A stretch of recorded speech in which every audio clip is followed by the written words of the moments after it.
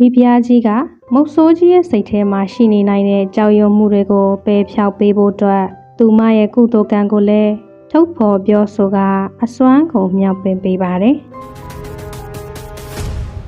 သင်ဘာမှမစိုးရိမ်နဲ့ငါကပစ္စေကဗုဒ္ဓအရှင်မြတ်တွေထံမှာဒီကြံစီတွေအောင်မြင်ဖို့ဆုတောင်းခဲ့ပြီးပြီ။ငါရဲ့ကံကြမ္မာကထို့ထိပ်ကိုရောက်နေပြီမို့လို့မင်းရဲ့ခရီးစဉ်ကလည်းအစဉ်ပြေချောမွေ့လိမ့်မယ်။အမောင်မို့ဆိုတင်သာဒီမှုကိုအောင်မြင်အောင်ထမ်းဆောင်နိုင်ရင်တစ်နှစ်ကိုခွန်ငွေ3 သိန်းစီထွက်တဲ့ရွာကြီး9ရွာကိုတင်ပိုင်ဆိုင်နိုင်ဖို့ငါကိုယ်တိုင်စီမံပေးမယ်လို့မိန့်ကြားပြန်ပါတယ်။မိဖုရားကြီးရဲ့မြောက်ပင်ပေးမှုတွေကြီးမားလာတဲ့လက်လာပါတွေကြောင့်သောနုထရကဝမ်းပန်းတသာဖြစ်သွားပါတော့တယ်။သူ့ရဲ့ရင်ထဲမှာကြောက်ရွံ့မှုတွေပျောက်ကွယ်သွားပြီးလောဘဇောတွေသာအစားထိုးဝင်ရောက်လာကအမိန့်တော်တိုင်းသွားရောက်ထမ်းဆောင်ပါမယ်လို့ဝန်ခံကတိပြုပြီးမိမိရဲ့အိမ်ကိုအမြန်ပြန်ကပြင်ဆင်မှုတွေစတင်ပါတော့တယ်။ရက်ဆက်လာတဲ့မိဖုရားကြီးရဲ့အမိန့်ကိုခံယူပြီးတဲ့နောက်9 ရက်မြောက်တဲ့နနက်ခင်းမှာတော့သောနုထရမုတ်ဆိုးကြီးကခရီးထွက်ဖို့အသင့်ဖြစ်နေပါပြီ။သောနုထရကအသက်ကိုမငဲ့ပဲခရီးဆက်ပါတယ်။ခြုံနွယ်တွေကိုခုတ်ထွင်တစ်ပင်တွေကိုဖောက်ထွင်းပြီးရှိုးမြောင်ကြောက်ကမ်းပါးတွေကိုခုံကျော်ဖြတ်တန်းပါတယ်။ရွှွညွန်အိုင်တွေတွေ့ရင်တစ်တုံးခင်းပြီးကျော်ဖြတ်တယ်။မြစ်ချောင်းတွေတားဆီးနေရင်လည်းလှေလုတ်ပြီးကူခတ်ပါတယ်။18ထပ်သောတောကြီးမြတ်မဲတွေကိုကျော်ဖြတ်ပြီးစရန်အိုင်ကြီးစီကိုအရောက်သွားခဲ့ပါတယ်။ဘာယာနတိမြို့ကထွက်လာပြီး9 နှစ်9 လနဲ့9 ရက်တိတိကြာမြင့်ပြီးတဲ့နောက်စရန်အိုင်ကိုရောက်တာနဲ့မုတ်ဆိုးကြီးကစင်မင်းရဲ့အသွားလာရေစင်းရည်တန်းအနေထားတွေကိုအကွက်ကြကြပုံရှိုးချောင်းမြောင်းပါတယ်။စင်မင်းကြီးနားနေကြမြေလွင်ပြင်ကိုသိရှိသွားတဲ့အခါမှာတော့စင်မင်းရဲ့ဝမ်းပိုင်နဲ့တက်တက်ချင်းပြီး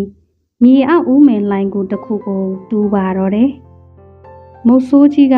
အယုံမာဆုံးသောအကြံစီတစ်ခုကိုထုတ်ပါတော့တယ်။သူကသာသနာအလံတော်ဖြစ်တဲ့သင်္ကန်းကိုဝတ်ယုံနဲ့လေဆွဲပရိတွေကိုဆွဲပြီးတကယ်ယဟန်သူတော်စင်ကြီးတစ်ပါးအလားဟန်ဆောင်လိုက်ပါတယ်။သူတော်ကောင်းစင်မင်းကြီးကယဟန်တန်ဃာတွေကိုကြည်ညိုတမ်းမှန်သိနေတာကြောင့်ဒီအဝါရောက်သင်္ကန်းကိုကာကွယ်မှုဖြင့်သုံးလိုက်ပါတယ်။မုတ်ဆိုးကြီးကအစိတ်လူးများကိုအစင်သင့်ပြင်ပြီးဦးမင်လိုင်ကူထဲမှာပုံအောင်ရင်အပြင်းမဲ့လာတဲ့စင်မင်းကြီးရောက်လာမဲ့ချိန်ကိုစောင့်ကြိုနေပါတော့တယ်။နောက်တစ်နေ့မိုးတောက်ချိန်ရောက်တဲ့အခါမှာတော့ဖယားလောင်းစရန်စင်မင်းကမိမိရဲ့အချစ်တော်မဟာတုပတ္တာကိုရှေ့ကနေသွားစေပြီးအချမ်းရန်စင်ပေါင်း8000နဲ့တူစရန်အိုင်ကြီးစီကိုဆင်းသက်လာခဲ့ပါတယ်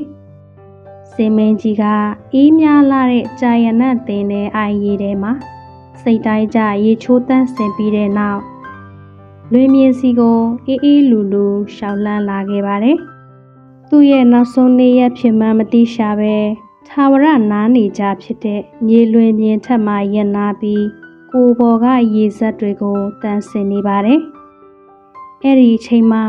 စင်မင်းကြီးရဲ့ဝမ်းပိုက်ကနေစီးကျလာတဲ့ရေစက်လေးတွေကမုတ်ဆိုးကြီးသောနုထရပုံအောင်နေတဲ့ဦးမင်လှိုင်ကူတဲကိုဖြောင်းဖြောင်းတန်တန်စီဝင်သွားပြီး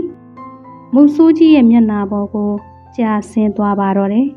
။ဒါကိုသိလိုက်ရတဲ့သောနုထရကငါအတွက်အခွင့်ကောင်းရောက်ပြီဆိုပြီး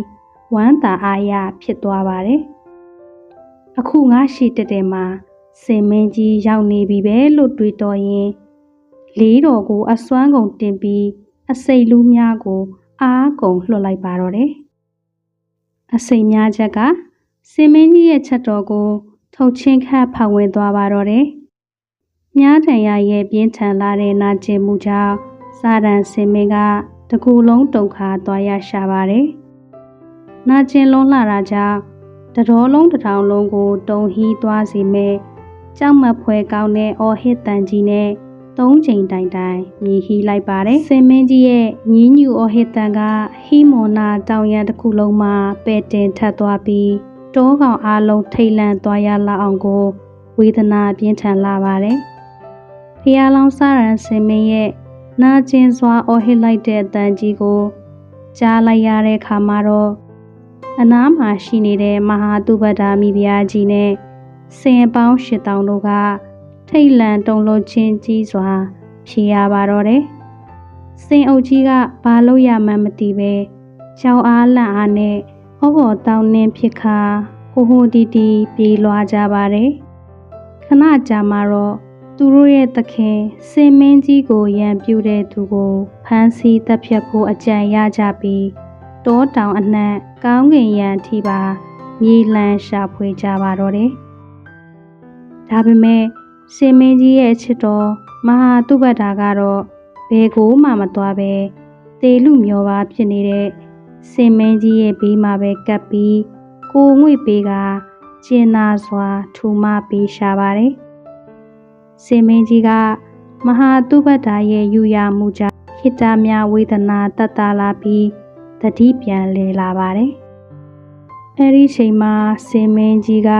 ငါရဲ့ရန်သူကနောက်ထပ်များတစ်ချက်လွတ်လိုက်ရင်အနားမှာရှိနေတဲ့မဟာတုပတ္တာကိုထိမှန်သွားနိုင်တယ်လို့ဆိုရင်တော်မူပါတယ်။ဒါကြောင့်သူမကိုဘေးကင်းရာဖေရှားလိုတဲ့အတွက်အခုလိုမိန့်ကြပါတယ်။အိုးမဟာတုပတ္တာ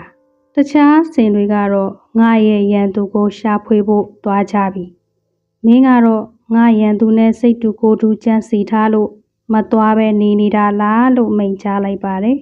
။ဒီစကားကိုကြားလိုက်ရတဲ့မဟာတုပတ္တာကကြောက်ရွံ့ခြင်းချစ်ချင်းတွေနဲ့တူစင်မင်းကြီးကိုလက်ရည်သုံးပတ်လှည့်ပြီးပူဇော်ကြောပါတယ်။မျက်ရည်တွေတဖြိုင်ဖြိုင်ကျဆင်းရင်စင်မင်းကြီးကိုခွဲခွာရပ်နိုင်ခြင်းမရှိပဲရန်သူကိုရှာဖွေဖို့အတွက်ကောင်းကင်ယံကိုတက်သွားရရှာပါတော့တယ်။မိဖုရားကြီးထွက်ခွာသွားတဲ့အခါစင်မင်းကြီးကမြားချက်ရဲ့လာရာကိုဆင်ခြင်ကြည့်ပါတယ်။မြားကရှေ့နောက်ဝဲရာကလာတာမဟုတ်ပဲမြေအောက်ကလာမှန်းသိလိုက်တဲ့အခါခြေပွားတော်နဲ့မြေပြင်ကိုရက်ထုတ်လိုက်ပါတယ်။အဲဒီခါမှာတော့ဖုံးအုပ်ထားတဲ့ပြင်ချက်တွေကျိုးပြတ်သွားပြီးဦးမင်းထဲမှာထိုင်နေတဲ့မုတ်ဆိုးကြီးသောနိုထရာကိုတွေ့လိုက်ရပါတော့တယ်။တကူလုံးနာကျင်နေရတဲ့စင်မင်းကြီးကရုတ်တရက်တော့ပြင်းထန်တဲ့ဒေါသအဟုန်တွေထွက်ပေါ်လာပါတယ်။ငါကိုဒီလောက်ထိရက်ဆက်ရလေခြင်းဆိုတဲ့အညိုနဲ့မုတ်ဆိုးကြီးကိုတပ်ဖြတ်ဖို့အတွက်သူ့ရဲ့ကြီးမားလာတဲ့နှမောင်းတော်ကြီးနဲ့မုတ်ဆိုးကြီးရဲ့ဦးခေါင်းကိုအားကုန်ဆွဲကိုင်းလိုက်ပါတော့တယ်။စင်မင်းရဲ့နှမောင်းတော်အောက်မှာအသက်ပြောက်တော့မဲ့မုတ်ဆိုးကြီးသောနိုဒရာကအသက်ဘေးကလွတ်မြောက်ဖို့အတွက်မိမိဝတ်ရုပ်ထားတဲ့သင်္ကန်းကိုချွတ်ပြီးနှမောင်းတော်ထပ်မှအမြန်ခောက်တင်လိုက်ပါတယ်။မိမြန်တောက်ပပြီးဖန်ရည်စွန်းတဲ့သင်္ကန်းကိုမြင်လိုက်ရတဲ့ဖျားလောင်းစာရန်စင်မင်းကလေးအသင်ချေနဲ့ကဘာတသိန်းပတ်လုံးဖြည့်ကျင်ခဲ့တဲ့ပါရမီတော်တွေကြောင့်ရင်ထဲမှာစူဝင်နေတဲ့ဒေါသအဟုန်တွေကိုချက်ချင်းဆိုသလိုငြိမ်းအေးစေခဲ့ပါတယ်။စာရန်စင်မင်းကရင်ထဲကနေအခုလိုကြည်ညိုစွာဆင်ခြင်မိပါတယ်။အော်ဒီဖန်ရည်စွန်းတဲ့သင်္ကန်းကကိလေသာဝိကင်းလွတ်တဲ့အရဟတ်တဖို့ရဲ့တကွန်အလွန်တရာမြင့်မြတ်လာတဲ့အဝတ်ပါတကားဒီအဝတ်ကိုငါအနေနဲ့ဘလို့နီးနဲ့မှမမာယွင်တိုက်ဘူးရိုးသေးမြတ်နိုးစွာပူဇော်တိုက်တဲ့အရာပဲငါရဲ့ရန်သူကိုငါတတ်ချင်တော့လဲဒီလူယုံမာရဲ့ကိုယ်ပေါ်မှာအမြိုက်တရားရဲ့အမှတ်သားဖြစ်တဲ့သင်္ကန်းမြတ်ရှိနေပေပြီဖျားเจ้าကန်ထဲမှာခိုအောင်နေတဲ့ခွေးတကောင်ကိုအရေးမလို့ရတယ်လို့ပဲဒီလူကိုငါတတ်မိရင်တရားတော်နဲ့မလျော်ကန်တဲ့အပြစ်ကြီးဖြေရပြီတော့မယ်လို့ဆင်ခြင်လိုက်မိပါတယ်။စာရန်စင်မင်းကြီးကပါရမီရှင်တဦးပြီးမြင်မြတ်လာတဲ့ရွှေနှလုံးသားကိုလက်ကင်ထားပြီးမိမိကိုသေလူမျောပါဖြစ်အောင်မြားနဲ့ပြစ်တဲ့ရန်သူဖြစ်ပေမဲ့လည်းသင်္ကန်းကိုထောက်ထားတဲ့အနေနဲ့မုတ်ဆိုးကြီးကိုအသက်ချမ်းသာပေးလိုက်ပါတော့တယ်။စာရန်စင်မင်းကနာကျင်နေတဲ့ဝေဒနာကြားကနေပဲ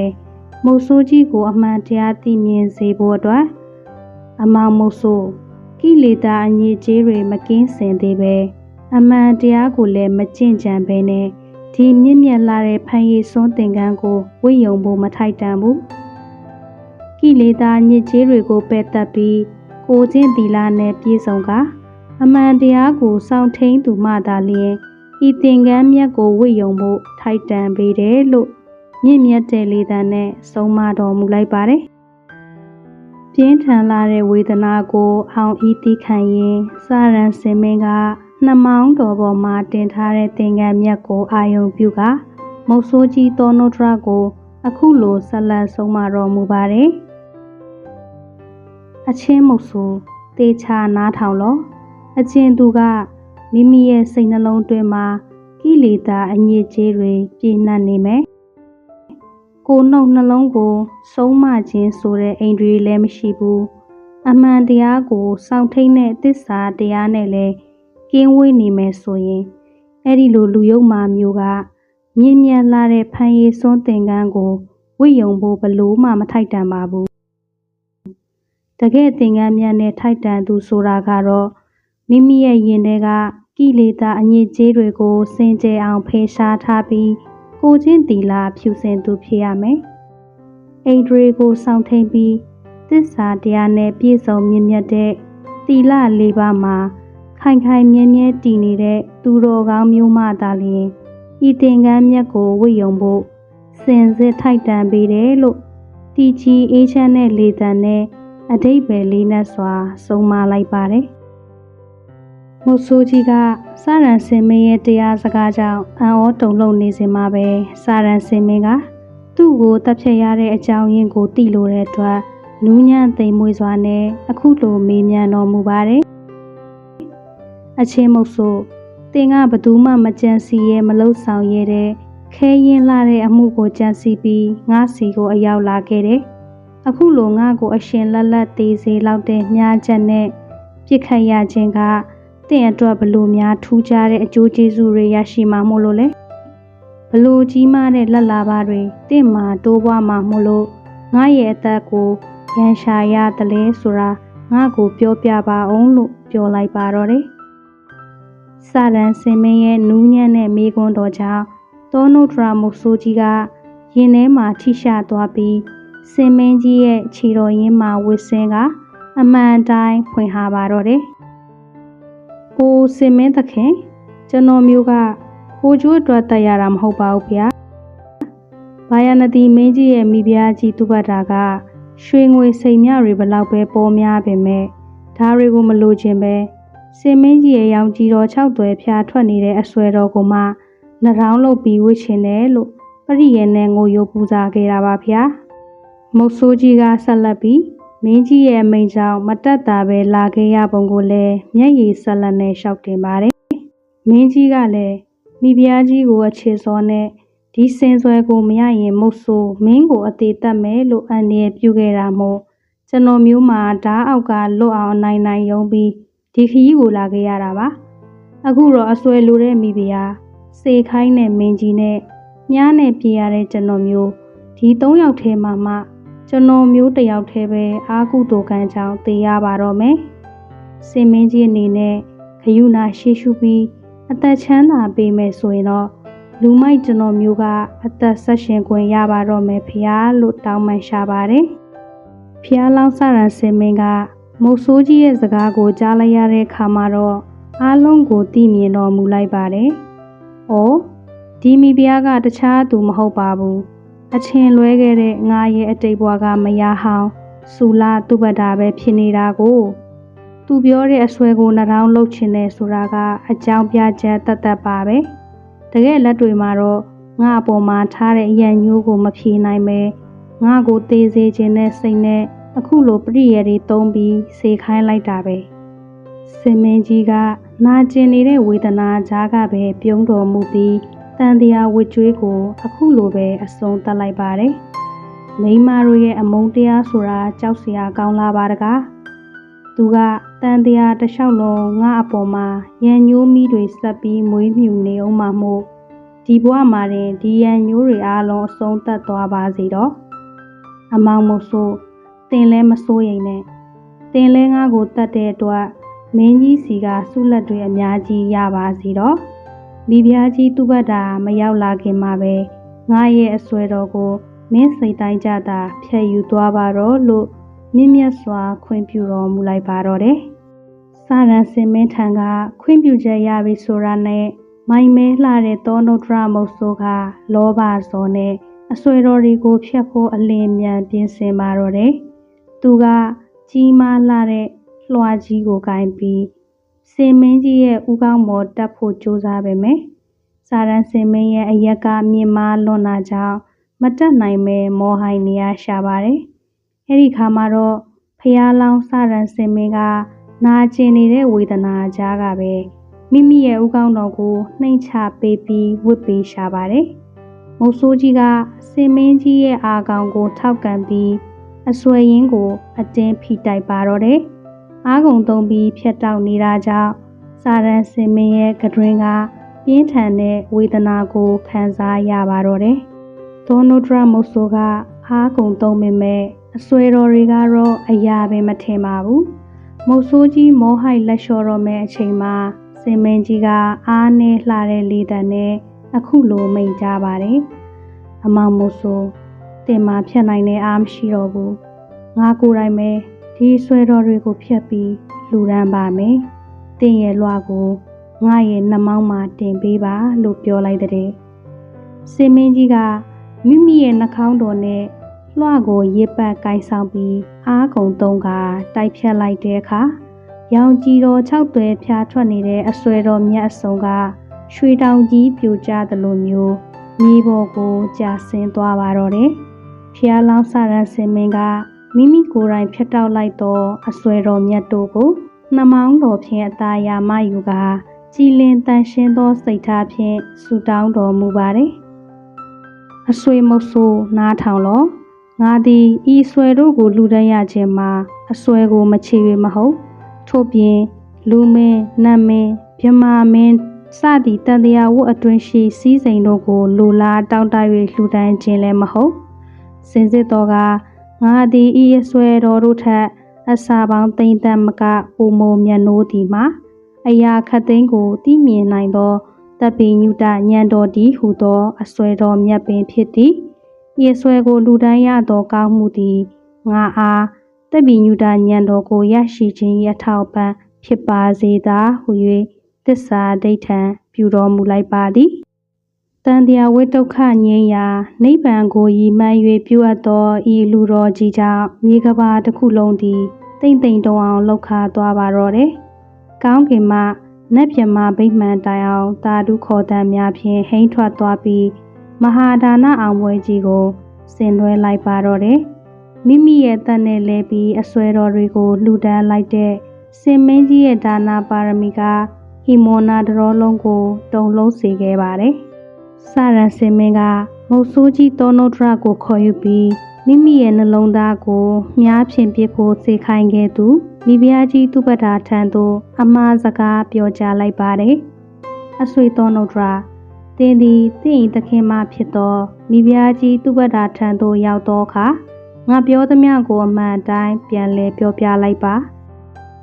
မိဖုရားကြီးငါတို့စတိုင်းမှာအတူပြောခဲ့စဉ်ကမဟာသုဘတာနဲ့ငါကမင်းပေါ်မှာရန်ညိုးဖွေလောက်တဲ့အပြစ်တစ်ခုမှမကျူးလွန်ခဲ့ပါဘူး။ဒါပေမဲ့မင်းကတော့မခိုင်လုံတဲ့အညိုးတေးတွေကိုအခြေခံပြီးငါအပေါ်မှာရက်ဆက်ခဲ့လေပြီ။မင်းရဲ့ချစ်လာစွာသောစာရန်စင်မင်းကအခုတော့မြေပြင်မှာတုံးလုံးလဲလို့မင်းစေခိုင်းလိုက်တဲ့မြာချက်နဲ့ပဲအသက်ဆုံးရှုံးခဲ့ပါပြီ။အခုတော့မင်းလိုချင်တဲ့အဆွဲတော်တွေကိုရပြီမို့မင်းရဲ့နှလုံးသားကိုရှင်ပြုံးပြီးဝမ်းမြောက်ဝမ်းသာနဲ့နေရပါတော့လို့မှာကြားလိုက်တဲ့အကြောင်းပြောပေးပါလို့ဆိုလိုက်တာပေါ့စာရန်စင်မင်းကမှာကြားစရာရှိတာတွေကိုမှာကြားပြီးတဲ့နောက်မုတ်ဆိုးကြီးဘေးကင်းစွာပြန်နိုင်ဖို့အတွက်လည်းခရူးနာရှိရှုပြီးကူညီပေးလိုက်ပါတယ်အမောင်မုတ်ဆိုးမင်းတီကိုလာတော့က9နှစ်9လ9ရက်ကြာခဲ့ပေမဲ့ငါရဲ့အဆွဲတော်တွေမှာရှိတဲ့တကူအာနုဘောကြောင့်အခုမင်းပြန်ရင်တော့9ရက်အတွင်းမှာပဲမင်းရဲ့တိုင်းပြည်ကိုရောက်လိမ့်မယ်။လန်ခီမှာဘေးရဲ့နေရကင်းဖို့ငါရဲ့မေတ္တာဓာတ်တွေနဲ့မန်တန်တွေမန်းမှုတ်ပေးလိုက်မယ်။ရောင်ကြီးတော်6သွဲဖြာထွက်နေတဲ့ငါရဲ့အဆွဲတော်တွေကိုရိုးရိုးသေးသေးထမ်းပိုးပြီးတာပြန်လေတော့လို့ဆိုကမုတ်ဆိုးကြီးကိုစေလွတ်လိုက်ပါတယ်။မုတ်ဆိုးကြီးထွက်ခွာသွားတဲ့အခါစာရန်စင်မင်းကအသက်ကိုအနိုင်နိုင်ထိန်ရင် သူအလွန်ချစ်ရတဲ့မဟာသုဘဒ္ဓမိဖုရားကြီးကိုနောက်ဆုံးတစ်ခေါက်လောက်တွေ့မြင်ခြင်းသေးတဲ့အတွက်မျောလင့်ချက်နဲ့လှမ်းမျောကြည့်နေရှာပါတယ်။မဟာသုဘဒ္ဓမင်းပြန်လာတာကိုငါတွေ့ခြင်းသေးတယ်လို့စိတ်ထဲကရည်မှန်းနေစေမှာပဲပြင်းထန်လာတဲ့မြားတန်ရာကနှလုံးသားထိပြန်နှံ့သွားပြီးဖျားလောင်းစရန်စင်မင်းကမယားဟောင်းရဲ့ရက်ဆက်လာတဲ့မြားချက်နဲ့ပဲဟီမိုနာတောနှစ်ထဲမှာဘဝနီကုံခြုံငိမ့်သွားရရှာပါတော့တယ်။မုတ်ဆိုးကြီးသောနိုဒရာကစင်မင်းကြီးရဲ့တကူကြောင့်6ရက်တာခရီးနဲ့တင်ဘာယာနတိနန်းတော်ကြီးစီကိုစိုက်မြိုက်ရောက်ရှိသွားပါတယ်။မုတ်ဆိုးကြီးကနန်းတော်ပြသက်ပေါ်မှာစံပယ်နေတဲ့မိဖုရားကြီးသုဘဒ္ဓစီကိုသွားရောက်ပြီးရောင်ကြီးတော်6သွဲတလက်လက်တောက်ပနေတဲ့စရန်စင်မင်းရဲ့အဆွဲတော်ဆုံးကိုဆက်သားလိုက်ပါတော့တယ်။မုတ်ဆိုးကြီးသောနိုဒရာပြန်လဲရောက်ရှိလာပြီးစရန်စင်မင်းရဲ့မာကြားချက်များကိုအစာဆုံးပြန်လဲပြောပြလိုက်တဲ့အခါဘာယာနတိမိဖုရားကြီးသုဘဒ္ဓရဲ့ရင်ထဲမှာကြီးမားသောတုန်လှုပ်မှုကြီးတစ်ခုဖြစ်ပေါ်ခဲ့ရပါတော့တယ်။မိဖုရားကြီးကရောင်ကြီးတော်6သွဲတလက်လက်တောက်ပနေတဲ့အဆွဲတော်မြတ်တို့ကိုရင်ငွေထဲ၌ပိုက်ထွေးကတစိမ့်စိမ့်ကြည့်နေပြီးအတိတ်ဘဝကစတိုင်းကြီးပေးမှာစင်မင်းကြီးနဲ့အတူပြောပါခဲ့ပူသည်များအင်ဂျင်မြိုင်နဲ့ညောင်ပင်ရိပ်တို့တွင်ကျင်နာခဲ့ပူသည်များအကြောင်းအရာတို့သည်တရိပ်ရိပ်ပြန်လဲမြင်ရောက်လာပါတော့တယ်။ဩငါသည်ငါအပေါ်မေတ္တာမပြတ်ဖဲအသက်ကိုပင်ဆွန့်လွတ်ခဲ့သည့်ချစ်လင်ကိုရရက်ဆက်ဆက်တတ်မိလေပြီတကားဟုသောနောင်တမီတို့ကမိဖုရားကြီးရဲ့အသေးကိုလောင်မြိုက်လာပါတော့တယ်။မျက်ရည်တို့ချောင်းစည်းသလိုကြာဆင်းရင်အော်ဟစ်ငိုကြွေးရင်မိဖုရားကြီးသုဘဒ္ဓကရင်ခွဲနာကြကထိုနေရာ၌ပင်အသက်ဆုံးရှုံး၍နှက်ရွာဆန်တော်မူခဲ့ရပါတော့တယ်။ရန်သူကိုရှာဖွေရမှပြန်လည်ရောက်ရှိလာကြသောမဟာသုဘဒ္ဓမိဖုရားနှင့်အစဉ်အပေါင်း8000တို့ကတည်ဆုံးနေရှာသောစင်မင်းကြီးကိုမြင်လိုက်ရတဲ့အခါဟီမောနာတောင်ရန်တစ်ခုလုံးတုံဟီးသွားအောင်ငိုကြွေးကြပါတော့တယ်။မဟာသုဘဒ္ဓမိဖုရားကြီးကစင်မင်းရဲ့အဆွဲတော်များကိုဖျက်တောက်ပြီးရက်ဆက်စွာနှိပ်စက်သွားပုံကိုသိမြင်ပြီးအသေးခိုင်မတက်နာကျင်ခံစားရရှာပါတယ်။စင်အုပ်ကြီးတစ်ခုလုံးကလည်းမြေကြီးပြိုမတက်ခြေဖြင့်ရက်ခါနှမောင်းမြောက်၍အော်ဟစ်ငိုကြွေးသံများကဟီမောနာတောအုပ်ကြီးတစ်ခုလုံးပဲတင်ထပ်၍သွားပါတော့တယ်။မဟာသုဘဒ္ဓမိဖုရားကြီးကပါးနဲ့လိမ်မာသောစင်ပေါက်တစ်စီးကိုဆေလွှတ်၍နနမူလှိုင်ကိုရင်သတင်းသုံးနေကြသောပြည့်စေကဗုဒ္ဓအရှင်မြတ်900တို့အားပင်ဖိတ်စေခဲ့ပါတယ်။အရှင်ဘုရားတို့၏ဒါယကဖြစ်သောစရန်စင်မင်းကြီးသည်သင်္ခါရသဘောအရဘဝနီကုံချုပ်သွားပါပြီ။စင်မင်းကြီးရဲ့ရုပ်ကျွင်းကိုတကြိုရာတွင်အရှင်ဘုရားတို့အာသုဘကမ္မထံစီဖြန်းတော်မူနိုင်ရန်ဝိတာလမလကမြေလွင်ပြင်သို့ကြွားရောက်တော်မူပါဖျားဟုတောင်းပန်လျှောက်ထားစေခဲ့ပါတယ်။ပြစ္ဆေကဗုဒ္ဓအရှင်မြတ်တို့ရောက်ရှိလာသည့်အခါစင်ပြိုနှစ်စီးတို့ကစင်မင်းကြီးရဲ့ရုပ်ကလတ်တော်ကိုအဆွဲများဖြင့်မတင်ကအရှင်မြတ်တို့၏ခြေတော်ရင်းတွင်3ချိန်တိုက်ဥခိုက်ကြပါတယ်။နန္တာကရမဆာတဲ့အဖိုးတန်နန္တာထင်းပုံထက်သို့မြင့်မြတ်လာတဲ့ဖျားလောင်းစရန်စင်မင်းကြီးအားမိတကြို၍ပူဇော်ခဲ့ကြပါတော့တယ်။စင်မင်းကြီးရဲ့ရုပ်ကလတ်တော်ကိုမိတကြိုပူဇော်ရာတွင်ပင်ဖိတ်ထားသောပြစ္ဆေကဗုဒ္ဓအရှင်မြတ်900တို့ကညင့်300ရန်ပတ်လုံးဆူယုံညီညာစွာဖြင့်တုတ်တန်ဒေသနာတော်တို့ကိုရွတ်ဖတ်တရစေတော်မူကြပါတယ်။အရှင်မြတ်တို့ကသင်္ခါရတရားတို့၏အနိစ္စသဘောအာတုဘကမ္မထံစီဖြန်းခြင်းတို့ဖြင့်ညင့်ကိုကုံလွန်စေပြီးနနတ်အာယုံလင်းတဲ့အခါမိမိတို့သတင်း300နနမူလှိုင်ကိုတို့ပြန်လဲကြွမြန်းတော်မူကြပါတော့တယ်။အရှင်မြတ်တို့ပြန်ကြွသွားတဲ့အခါမဟာသုဘဒ္ဓမိဖုရားကြီးနဲ့စင်ပေါင်း8000တို့ကတကြိုရသို့ချင်းကပ်လာကြပြီးသခင်စင်မင်းကြီးကိုနောက်ဆုံးချိန်ဖြင့်ရှ िख ိုးကြောကြပါတော့တယ်။ချစ်ချင်းမြတ်တာမကုန်နိုင်ကြတာကြောင့်ပြာတော်တို့ကိုနှမောင်းဖြင့်တင်ယူကမိမိတို့ရဲ့ဥကင်းထက်၌ဖြန့်ကျဲပူဇော်ကြပါတော့တယ်။ထို့နောက်မဟာသုဘဒ္ဓမိဖုရားကြီးအားအရှင်မအချိန်တန်ပါပြီ။ ယခုတော့ကျွန်တော်မျိုးတို့စံမြဲဖြစ်သောရွှေကူဗိမာန်နန်းဝေရန်သို့ပြန်ပါတော့အံ့ဟုငွေကြွလျက်တတော်ဦးတင်ကြပါတယ်။မိဖုရားကြီးမဟာသုဘတာကမိမိရဲ့အသက်နှင့်ထပ်တူချေရသောလင်းသားစင်မင်းကြီးကိုခွဲခွာရမည်ဖြစ်၍ခြေလန်းတိုင်းကအလွန်ပင်လေးလံလိုနေပါတယ်။စင်မင်းကြီးကိုမခွာရနိုင်ပဲနောက်သို့တဖန်လှဲကြီးကမိဖုရားကြီးရဲ့ဝင်းပါလာတဲ့မျက်နှာတော်ကလွမ်းမိုးပွဲတိမ်တောင်များဖုံးအုပ်ထားတဲ့လာမင်းကြီးပမာညှိုးမိန်နေပါတော့တယ်။အရှင်ပြန်လာအောင်မလားလို့မျောတွေးပြီးမျက်ရည်များတဖြိုင်ဖြိုင်ကျလျက်မိမိတို့ပျော်ဆန်ခဲ့ပူသောရွှေကူဗိမာန်စီသို့အလွန်ပင်ကြေကွဲဝမ်းနည်းစွာနဲ့ပြန်လည်ထွက်ခွာသွားရပါတော့တယ်။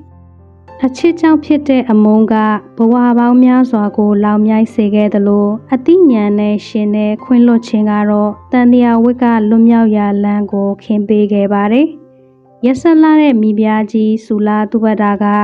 နောင်တမိတွေနဲ့ဘဝဏီကုံချုပ်ခဲ့ရပေမဲ့ပါရမီရှင်စရံစင်မင်းကြီးကတော့မိမိကိုတတ်တဲ့ရန်သူကိုတော့မေတ္တာမပြတ်ဖဲတပိညုတဉာဏ်တော်စီသို့ခြေလန်းနိုင်ခဲ့ပါပြီ။ရန်ညိုးကိုရန်ညိုးဖြင့်မတုံ့ပြန်ပဲမေတ္တာတရားဖြင့်အဆုံးသတ်ခဲ့တဲ့စရံစင်မင်းကနောက်တစ်ချိန်မှာဂေါရမဗုဒ္ဓဘုရားရှင်ဖြစ်သို့ရောက်ရှိခဲ့ပါတယ်။မိဖုရားကြီးသုဘတာကလည်းနောင်တမိဖြင့်ဘဝချုပ်ငြိမ်ခဲ့ရတော့လေသူမရဲ့ဆူတောင်းတိုင်းတန်တရားတွင်ဘုရားရှင်၏သာသနာမှာမထေရီတယောက်ဖြစ်ထပ်မံဆုံးတွေ့ခဲ့ရပါတယ်။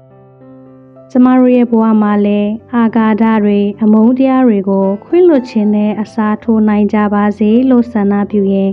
စရံစင်မင်းဝတ္ထုကြီးကိုဒီနေရာမှာတင်အဆုံးသတ်လိုက်ပါရရှင်။အခုလိုဇတ်တော်တွေတရားဓမ္မတွေနဲ့တန်ဝေကရစရာဇလံတွေကိုဆက်လက်နာဆင်နိုင်ဖို့